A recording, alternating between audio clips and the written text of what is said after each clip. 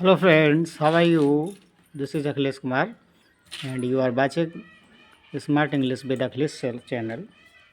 In today's video lecture I will discuss about a great poem that is written by Marcus Newton, Childhood. इस poem में childhood बचपन के बारे में Marcus Newton जी ने बताया है। मार्कस न्यूटन जो कि एक नॉर्वे से बिलोंग करते हैं, कहने पर नॉर्वेजियन पोइट हैं, नॉर्वे देश से बिलोंग करते हैं। तो इस कविता में उन्होंने क्या बताया है, कभी अपने खोए हुए बचपन के विषय पर गहराई से सोचता है। बचपन मासूमियत की वह अवस्था है जहाँ बच्चा दूसरे पर विश्वास और बिना किसी शर्त के उन्हें प्रेम करता है। कभी अपने जीवन की उन अवस्थाओं को स्पष्ट करने का प्रयास करता है जब संसार के प्रति उसके विचार और अनुभव बदल गए। कविता परिपक्वता या बचपन खोने की ओर प्रथम कदम की व्याख्या करती है। स्वयं के विचार रखना और दूसरों से प्रभावित नहीं होना भी परिपक्वता या बचपन खोने का संकेत है। कविता हमारे समाज में प्रचलित पाखंड या दिखावा की ओर भी संकेत करती है, जहां लोग एक दूसरे के प्रति अच्छे होने का दिखावा करते हैं लेकिन वास्तविकता में एक दूसरे को पसंद नहीं करते हैं। इस बारे में भी इस कविता में प्रकाश डाला गया है। इस कविता से रिलेटेड जो मीनिंग बन रहे हैं उनको देख लेते हैं। तो गो इट मीन्स एंड, समाप्त। Cease to be, stopped being, रुक जाना। रियलाइज्ड, अंडरस्टूड, समझना। सेम्ड, अपीयर्ड, दिखाई देना। प्रीच्ड, टॉट या शिक्षा देना। एक्ट, बिहेव या व्यवहार। लविंगली, विद कंपैशन और लव फॉर अदर्स, दूसरों के प्रति प्रेम या करुणा। और इसके बाद देखते हैं रियली माइंड, जब दूसरों के विचारों से प्रभावित ना हो। When not influenced by other opinions. In next number whichever any, it means कोई। Friends, you are also listening the sound of birds chirping as a natural way। हाँ, आप चिड़ियों की चहचहाट को भी इंजॉय कर सकते हैं। प्रोड्यूसिंग, क्रिएटिंग, निर्माण करना। Thoughts, views, opinion coming from the poets mind, कवि के मस्तिष्क में आने वाले विचार या राय। फॉरगॉटन, अनरिमेम्बर्ड, भुलाया हुआ, जो याद ना हो। Hidden, concealed, kept out of sight, छिपाया हुआ, नज़र से दूर रखना। इन्फेंट, स्मॉल चाइल्ड, इसमीन छोटा बच्चा या शिशु। तो पहला स्टेंजा देखते हैं। When did my childhood go dot dot dot was that day. First question है name the poem and the poet. तो आंसर हो जाएगा चाइल्डहुड। पोइट है मार्कस न्यूटन, ये इसका आंसर हो जाएगा। At what age does the poet think he lost his childhood. तो आंसर हो जाएगा the poet thinks he lost his childhood after he crossed the age of 11। माने कि 11 वर्ष की, जब उसकी 11 वर्ष की उम्र जब क्रॉस कर गया है तब उसको पता लगता है कि वो अपने बचपन को खो चुका है।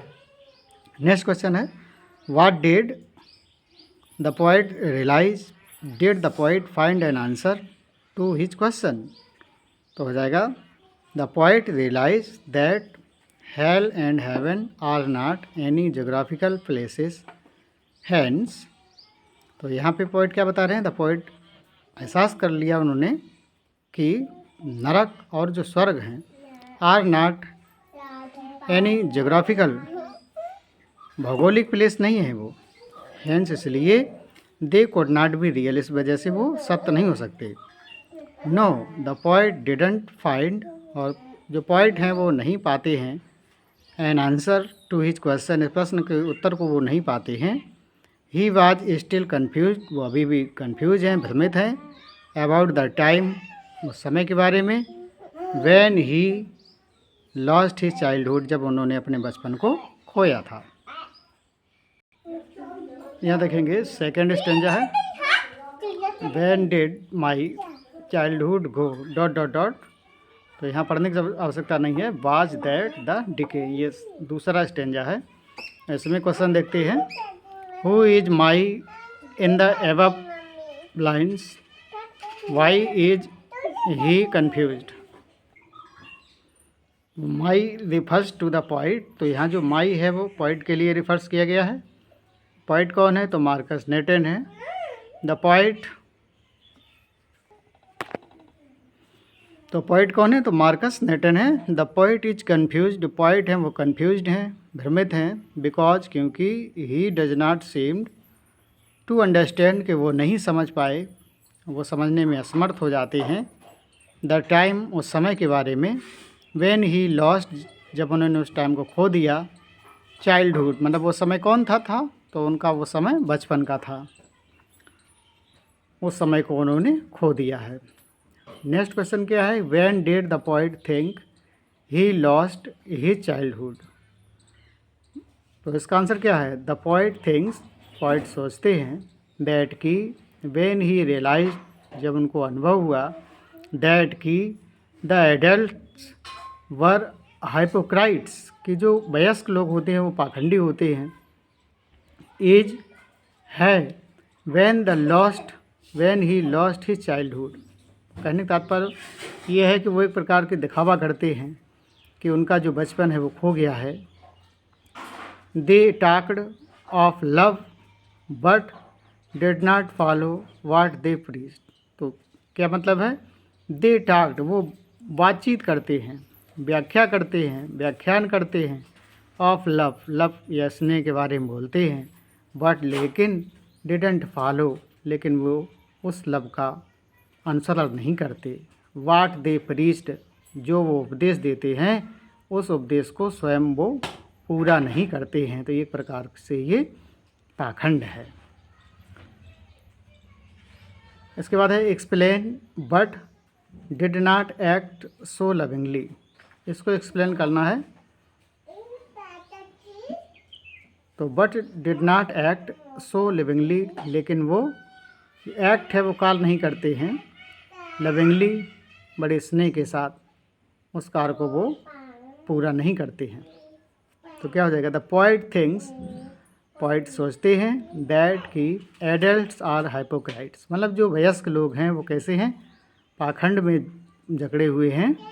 दे टॉक्ड अबाउट लव, वो लव पे बातें तो करते हैं, एंड प्रीच अबाउट लव, और लव पे उपदेश भी देते हैं, but their actions are not so loving, लेकिन उनके जो कार्य व्यवहार हैं उनमें नाम मात्र का भी लव या स्नेह नहीं झलकता है। ये थर्ड स्टेंजर देखते हैं, व्हेन डिड माई चाइल्डहुड गो। अब पूरा नहीं पढ़ेंगे, आप पढ़ सकते हैं, dot dot dot was that the day. इससे रिलेटेड क्वेश्चन क्या बनेंगे? तो explain my mind was really mind. इसको एक्सप्लेन करना है कि मेरा माइंड जो था वो वास्तव में मेरा था। ठीक है, तो आंसर क्या बन जाएगा?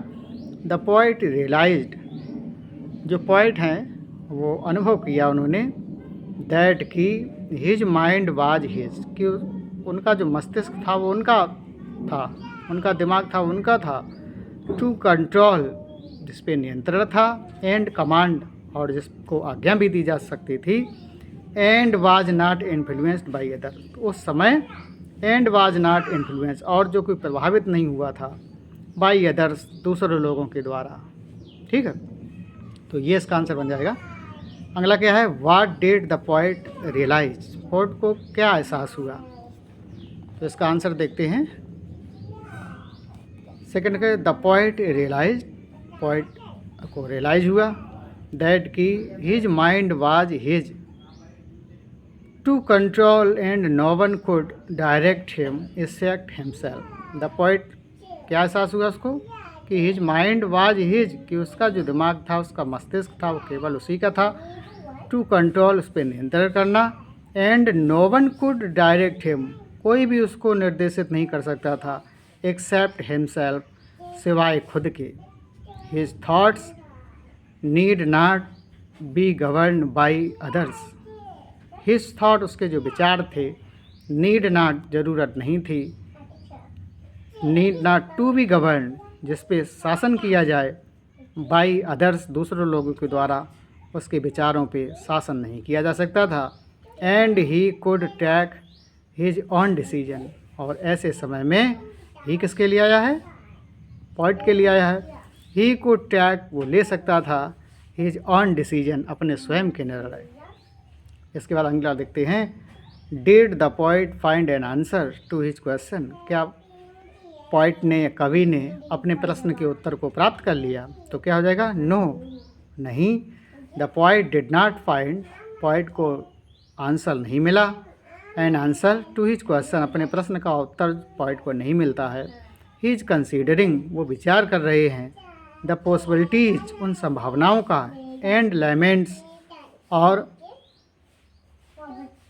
उन बिछोह के शब्द में, अकेलेपन के सेंस में, the loss of his childhood, उस चाइल्डहुड के खो जाने पे वो विलाप करते हैं, पश्चाताप करते हैं कि वो समय कहाँ और कहाँ चला गया।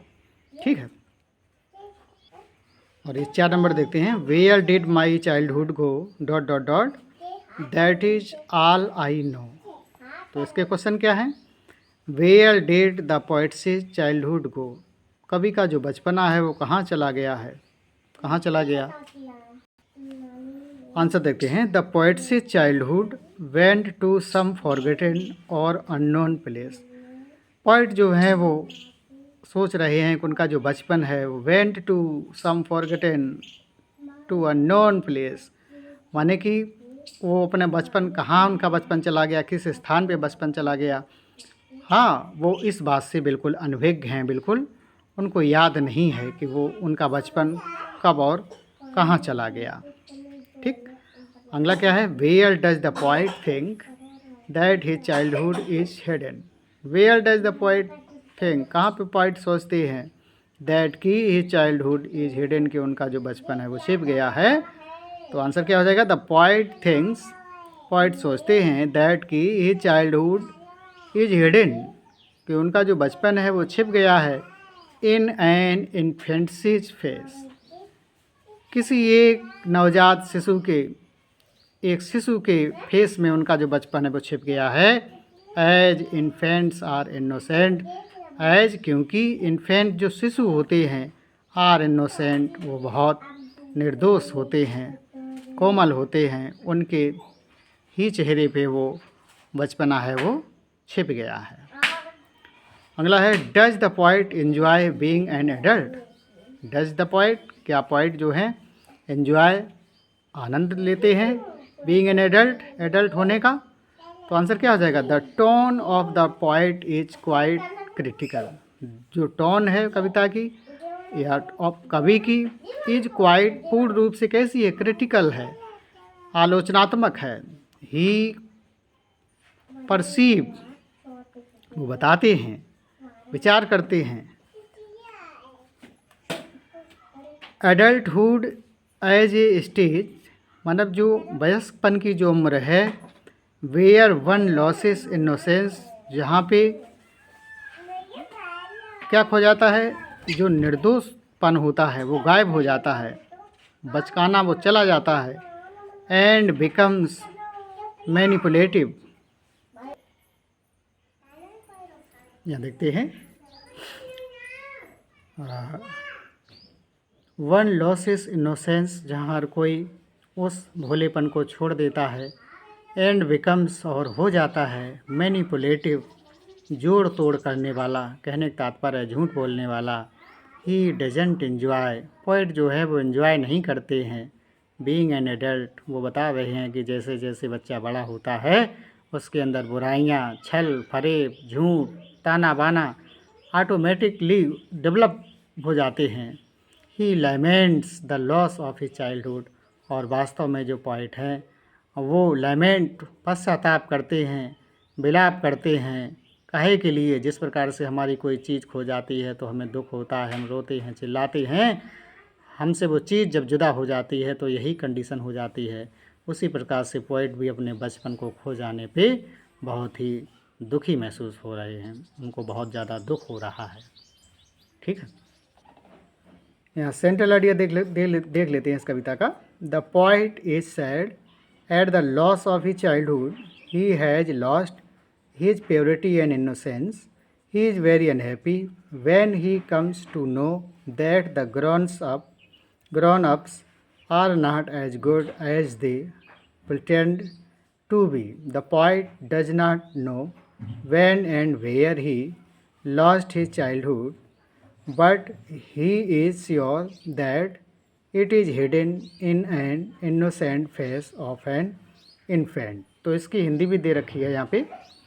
क्या जितना मैंने बताया है, कवि अपने बचपन के खो जाने पर दुखी है, उसकी पवित्रता और मासूमियत खो चुकी है। जब उसे यह पता चलता है कि वयस्क या बड़े लोग इतने अच्छे नहीं होते जितने कि वो होने का ढंग करते हैं, तो उसे बहुत दुख होता है। कवि यह नहीं जानता कि उसका बचपन कब और कहाँ चला गया, लेकिन उसे विश्वास है कि यह किसी शिशु के मासूम से चेहरे पे छिपा हुआ है। fill in the blanks was it the day I, तो यहाँ पे आई के बाद यहाँ पर जाएगा seized to be 11, जब मैं 11 वर्ष का हो गया, यहाँ बताया गया है। नंबर सेकंड है hell and heaven could not be found in, तो स्वर्ग और नरक है उनको कहाँ नहीं पाया जा सकता है, ज्योग्राफी भूगोल में। थर्ड देखते हैं was it the same I realize that, तो हो जाएगा adults were not all they seemed to be. Number 4 they talked और love and preached of love. Number 5 was it when I found my mind was really mine. Number 6 it went to some dot dot dot, हो जाएगा forgotten place. Number 7 that is hidden in an infant's face.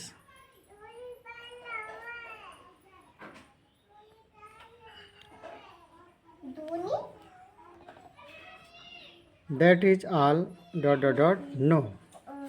तो इस प्रकार से ये कविता संपूर्ण हुई, पूरी हुई है, और आशा करते हैं आपको ये सब अच्छा लगा होगा। अच्छा लगा है तो चैनल को ज़्यादा से ज़्यादा लाइक करें, शेयर करें, सब्सक्राइब करें। Thank you very much.